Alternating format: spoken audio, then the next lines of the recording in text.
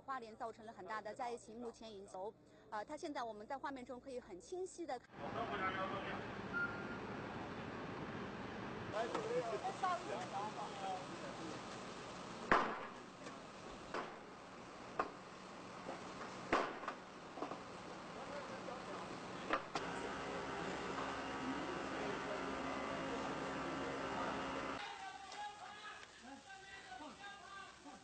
好，小心啊！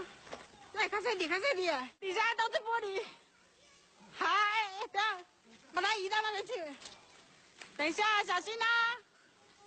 哇，你看现在整个45度，全倒。发生让大楼加重倾斜甚至倒塌，搜救等于好。大楼已经在花莲矗立了很多年，目前为止呢，倾斜的程度。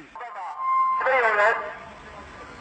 手电筒那边。手电筒那里有人。9楼，9楼。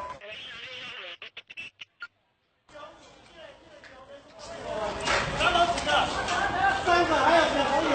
现在几个下面啊？这个下面啊？对，这一层的下面。那时候在睡觉了吗？刚要睡着。然后后来呢？后来就整个断电倒了嘛。门都开不了，开大门都开不了，从窗户爬出去。妈妈，我们几个人？2个。2个。那大家都顺利出来了吗？爸爸还在上面。